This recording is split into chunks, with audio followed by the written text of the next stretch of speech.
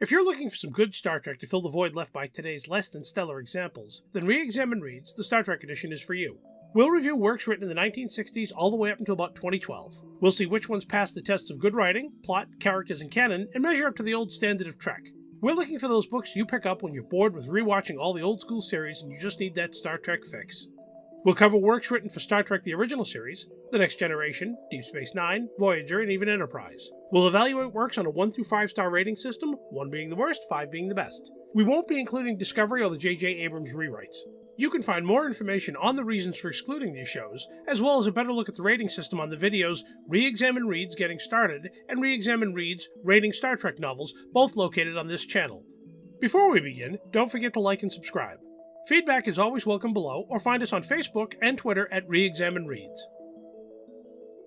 On this edition of ReExamined Reads, we take a look at Sarek, an old-school Star Trek novel by A.C. Crispin.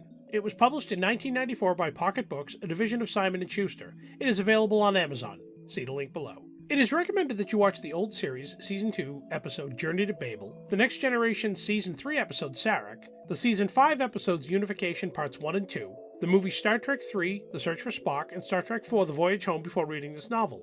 While watching these episodes and films is not necessary to understand the events of this novel, I find it enhances the experience and refreshes the memory, especially on the minor details. This novel is set in 2293 after the events of Star Trek VI, The Undiscovered Country. So let's take a look at the 3 major plot lines without giving too much away. The first is a story of fathers and sons. As many of you recall from the episode Journey to Babel, Spock has a Vulcan father, Sarek, who is married to his human mother, Amanda.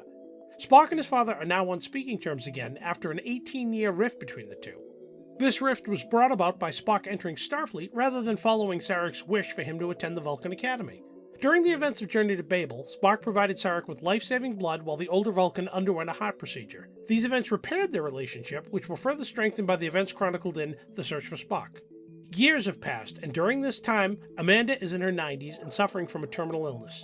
With very little time left for his mother, Spock is called home to Vulcan.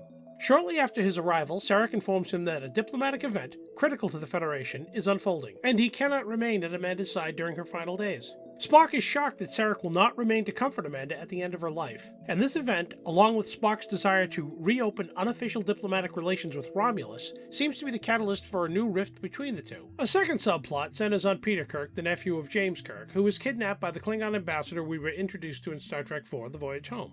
This storyline is about his rescue and how he falls in love with his captor, a Klingon woman who was supposed to torture him. A third subplot is developed in the story concerning the Romulans and a plan to use the Klingons to launch an attack on Federation space, after which they'll conquer the losing side. It's a typical Romulan story, long-term plans while they slink about in the shadows seeing how it unfolds. All 3 subplots come together at the end in a reasonable, if overly dramatic, fashion. If you've seen some of our other videos, you know that Star Trek novels generally fall into 3 categories: action-adventure, character development, and pseudo-romance novels.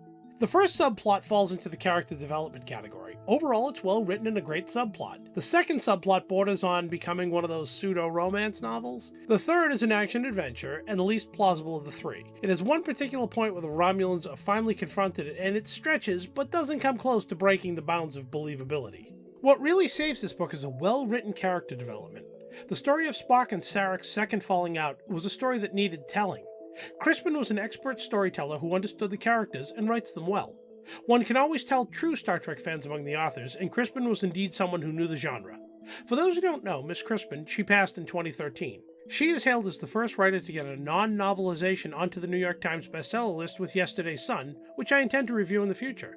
Sarek is well worth the time, and ReExamined Reads gives it the unusual rating of 4.5 stars. Depending on your interest in each plot, some might consider this a 5-star and pick up this book again in the future. Some may find it an interesting read and are glad that they read it, but it may only be read once. Either way, it's a good book and a recommended read. I was surprised that my own copy had the 1996 obituary of Mark Leonard, the actor who played Sarek in the original series and on The Next Generation, tucked into its pages. I guess I haven't picked up the book in about 22 years. After reading it again, that was long overdue. Leave your comments on this book and suggestions for Star Trek novels you'd like to see reviewed below.